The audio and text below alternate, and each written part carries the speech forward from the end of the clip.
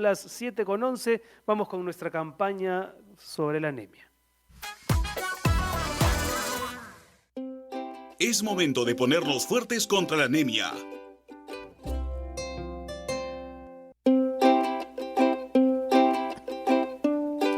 Es importante hablar acerca de la anemia en nuestro país. Está presente, Siempre, Renato, no ¿no? solamente en el contenido que hacemos los medios de comunicación, está presente en las campañas, en los ofrecimientos que hacen los políticos durante la campaña electoral, está presente en los discursos presidenciales cuando se habla de la niñez, de los niños que necesitan tener las condiciones para poder estudiar, de las madres que necesitan estar bien de salud para poder tener hijos sanos y el crecimiento de los chicos.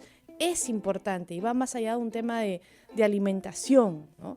Tenemos aquí... Algunos han reparado en la paradoja de ser al mismo tiempo un país con una enorme gastronomía, donde el acto de comer, ¿no?, ha dejado de ser una experiencia puramente gastronómica para convertirse en un acto cultural, y que al mismo tiempo tengamos estos alarmantes índices de desnutrición y de anemia. Por eso es que RPP está comprometido con esta lucha a través de la campaña Fuertes contra la Anemia. Tenemos en la cabina a la doctora Fabiola Jiménez, ella es nutricionista y directora de la Red Peruana de Alimentación y Nutrición. Gracias por estar con nosotros, doctora. Buenas tardes. Gracias, Fernanda. Y muy importante lo que mencionas, ¿no? Yo creo que el tema de la anemia está siempre en la agenda, pero desde mi punto de vista siempre se manipula, ¿no?, a favor de quien sea, ¿no? Entonces, creo que hay que tener una mirada técnica en primer lugar de lo que está pasando, y también justamente estaba haciendo una revisión de cifras para venir a la entrevista, preparando la entrevista. Entonces me daba cuenta que en realidad, por ejemplo, desde el 2014 no nos hemos movido, ¿no? Entonces sí hay que tener una reflexión, una mirada amplia, un análisis interesante, importante, de qué cosa está pasando, ¿no?, y de qué cosa podríamos hacer para salir, digamos, de esta meseta de cifras que no nos llevan a ningún lado, ¿no? ¿Qué falta entonces? ¿Por qué no estamos avanzando? Porque, digamos, la anemia siempre está presente, siempre escuchamos campañas, siempre vemos instituciones que se suman, pero ¿por qué no avanzamos si se supone que se está haciendo algo? Sí, yo creo que tendríamos que partir por una mirada de determinantes. Tú bien mencionabas que no solamente hay que mirarlo desde el punto de vista alimentario, ¿no?, como que falta algo y hay que darlo, sino cuando estamos hablando de anemia estamos hablando de pobreza, estamos hablando de educación, estamos hablando de saneamiento, de higiene, de un montón de temas. Entonces, eso por un lado. Además, creo que también como país tenemos que recoger las cosas buenas, ¿no? Y en el caso de, por ejemplo, el caso de la desnutrición infantil, si es que se lograron avances importantes, yo creo que debemos recoger el hecho que hubo una autoridad, ¿no?, que en este caso era la presidencia del Consejo de Ministros, que tomó liderazgo para poder articular con todos los ministerios, ¿no? O sea, tiene que haber un liderazgo y una institución que tome control, digamos, de todos. Yo creo que todos los ministerios están involucrados, hay actores que también, digamos, deberían involucrarse, deberían tomar liderazgos, todo el tema de gobiernos regionales, todo el tema de municipios, ¿no? A veces da mucha impotencia cuando los alcaldes ni siquiera se les cruza por la cabeza saber que ellos tendrían que liderar estos temas, ¿no? Entonces va más allá del sector salud. Renato también decía algo muy interesante y lo está poniendo sobre la mesa, que es el tema de gastronomía, ¿no? Entonces gastronomía ya va más allá, es un sector que ha ido cobrando importancia. Gastronomía aporta inclusive al PBI, pero también cabe la reflexión, ¿qué cosa está pasando, no? O sea, nos jactamos de biodiversidad, nos jactamos de todo el tema, por ejemplo, que tenemos de un mar muy poderoso, muy rico en insumos. Entonces, cabe la reflexión de que tenemos todo para salir de este problema tan complejo, ¿no? Por ejemplo, Fabiola, hay una estadística que me llama poderosamente la atención, que el 71% de niños de 6 a 8 meses en el Perú fueron alimentados, por lo menos un estudio de INEI del 2016. Hablamos de un grupo altamente vulnerable que lo que requiere más bien son 3 comidas al día y un refrigerio, Fabiola. Sí, es correcto, Renato.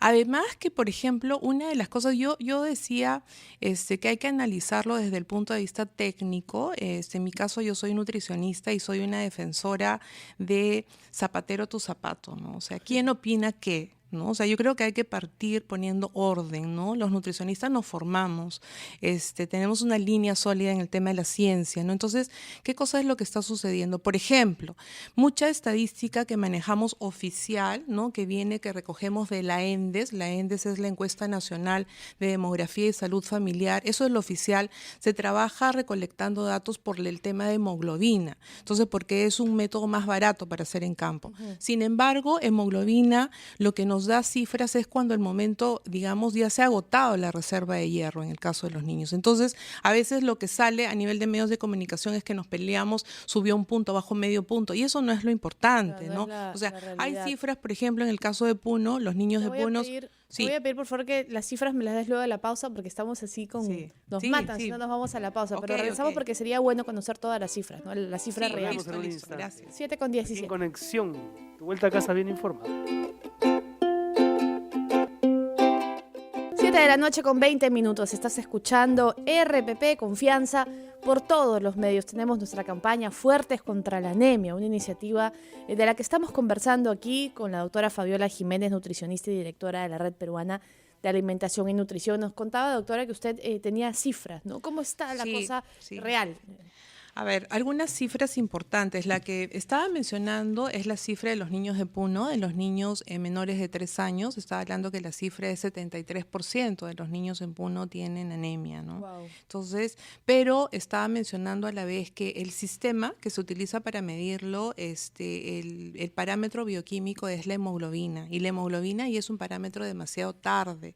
Nos indica cuando ya hemos agotado todas las reservas de hierro. Si nosotros, por ejemplo, quisiéramos ser más exquisitos en términos técnicos, realmente el problema de la anemia en términos de reserva de hierro es más grave, ¿no? Claro. O sea, las cifras estarían más altas. O sea, podría yo tranquilamente decir la frase, todos los niños en Puno, por ejemplo, tienen ya problemas de reserva de hierro, ¿no? Entonces, igual con el caso del promedio nacional, también mencionaba que a veces a nivel político, a nivel de medios de comunicación, cada vez que viene una nueva ENDES, cada vez que viene un nuevo reporte, nos entrampamos en la discusión, se ha bajado medio punto, un cuarto de punto, y ese no es, digamos, un enfoque real, digamos, que nos oriente hacia soluciones, ¿no? Es lo que estaba comentando.